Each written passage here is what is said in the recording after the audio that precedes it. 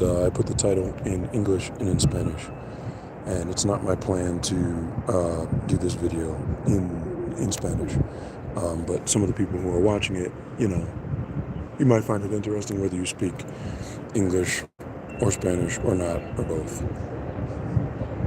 But I don't have the intention of putting it in Spanish.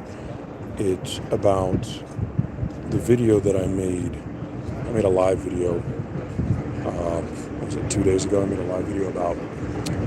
I titled it CIA, and I was talking to my friends about it in the comments, right? So I'm going to elaborate a little bit more on why I made that video in the first place. This is what I'm going to tell you, right? So when you comment something on YouTube or any other platform, right? It's a public platform, right? So you're writing something in the comments publicly. So if there's other people in there, you are in a group chat.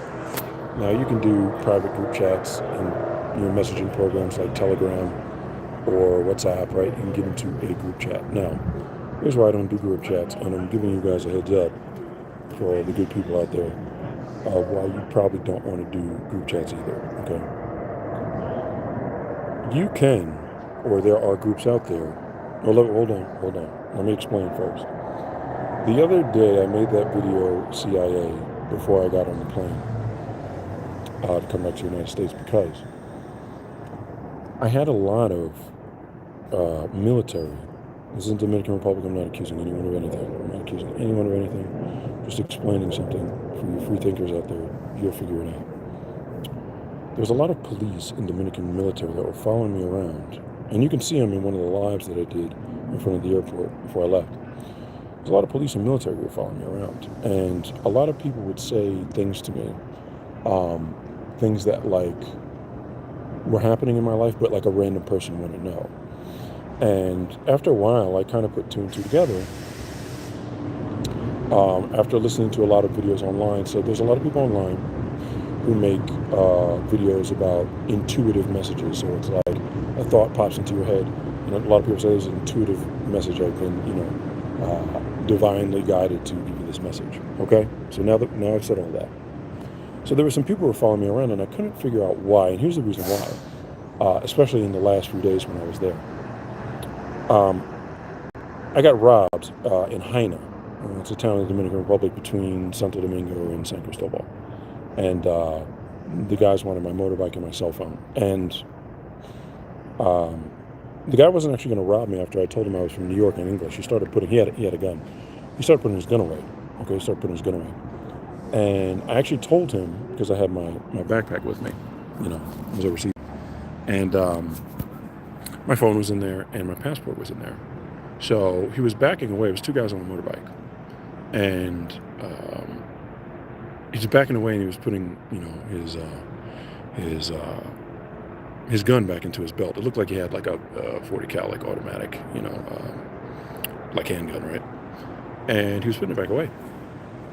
And I told him, I said, tómalo, el motor, the motorbike that I had, because it was running, and my friend out there had set it up so that the motorbike could run without the key being in it in case someone stole it from you, because your key, you might have your house keys, whatever on there, right? So he looked at me kind of strange, and he thought about it, and then he knocked my helmet off of it because my helmet was sitting on the seat, and he took it.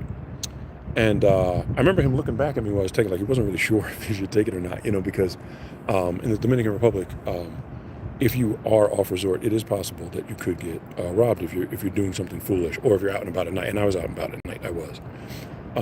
But a lot of people choose not to do it because the Dominican Republic makes a lot of their money from tourists, a lot of tourism. So you don't want tourists getting robbed in the news, right? And me, I was just thinking, I'm like, well, you could take the motorbike. I just don't want to give up, my passport and my phone. That's going to be a real pain in the butt. You know what I mean? If I lose that, right?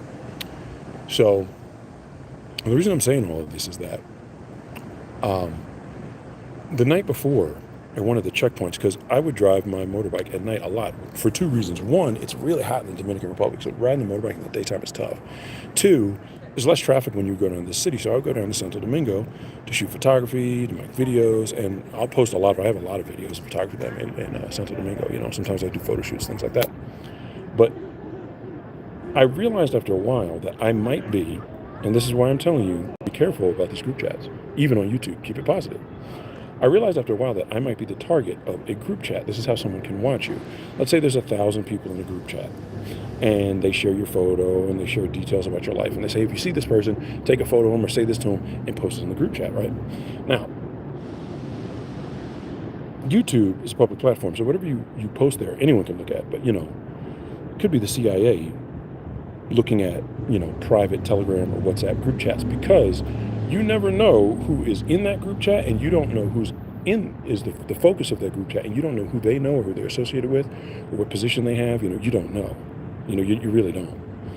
So I kind of put two and two together that, like, someone was gang stalking me in a group chat when I was abroad, possibly here too, I don't know. And I was like, well, that's how this is all happening to me. So I made that video because I wasn't really sure, because my motorbike had got stolen. Were the police and the military hanging out close to me because my motorbike got stolen? They were kind of protecting me until I got to the airport? Or is it because they were in on it, not accusing anyone of anything? I will say this, though.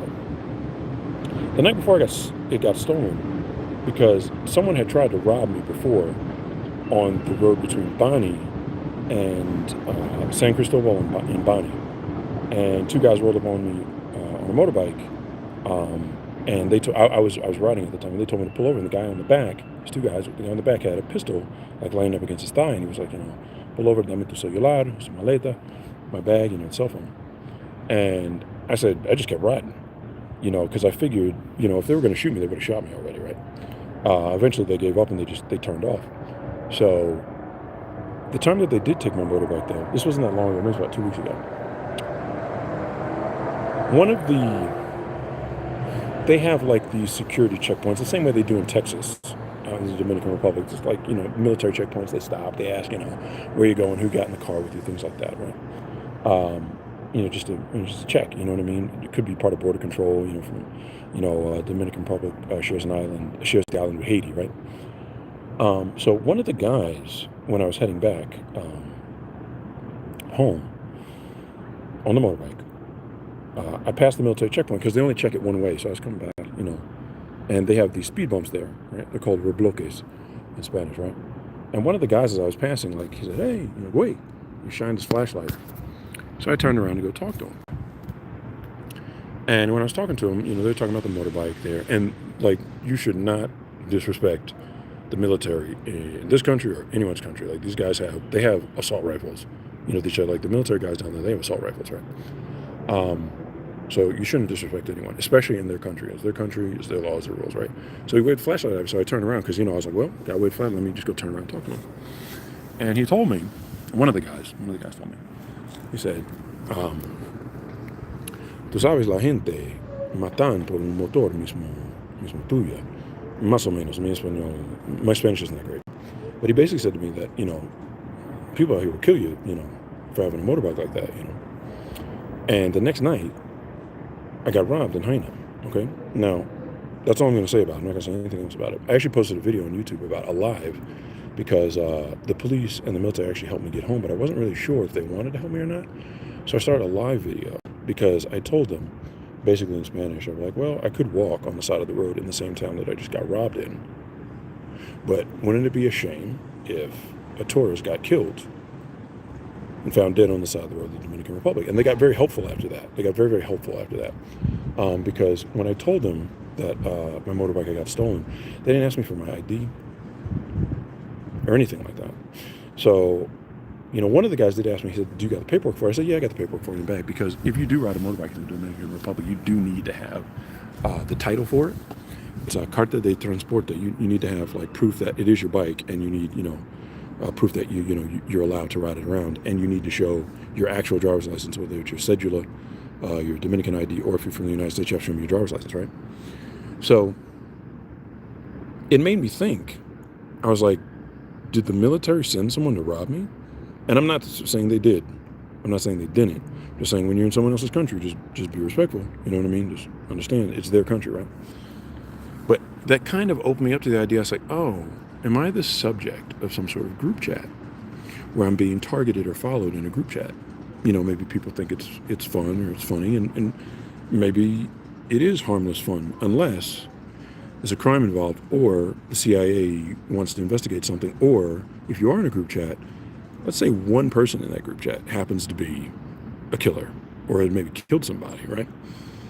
Now, everyone in that group chat is going to get wrapped up in what they call in the United States a RICO. You can all be indicted for planning to harm, hurt, or rob somebody, right? So, this is why people say on YouTube, like, keep the comments positive, and it really is true because you're on a public platform. Keep your comments positive, what you say. You know, sometimes we want to be funny, keep it positive. Because if something happens and, you know, DEA, FBI, CIA comes along and says, well, we want to investigate that. You know, whatever you type online doesn't disappear if you eliminate it, delete a chat. It gets stored somewhere in a server. You know what I mean? Somewhere underground in some server. All that stuff is stored so that can be investigated later, you know, whether it's AI or the government, they want to investigate a crime. So be careful. Hello there, new one. Just be careful what you type because you don't know what's going on. But some strange things were happening to me down there, and I was like, when that happened, when the guy told me the night before that some people would kill you and take your motorbike, and then some guy, you know, robbed me with a gun the next night.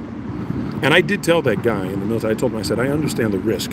I said, I'm a truck driver, I'm from New York, I understand the risk of like being out by yourself at night on a motorbike, just in general, you know, because you could hit a pothole, you could hit a rock, like you could die. Like, it's dangerous in general. We're not even talking about like, you know, coming up to you and robbing you. We're just talking about it's just dangerous. It is. Riding a motorbike at night here in the Dominican Republic, it's just dangerous. It is. And I told him I understand the risk. I understand what you're saying to me. And, you know, I went home. But that's why I'm making this video, you know. I don't know everything. I don't know what's going on. I don't know if people are investigating. And that's the same thing about the real world. You see someone walk past, you don't know if that's just a regular person.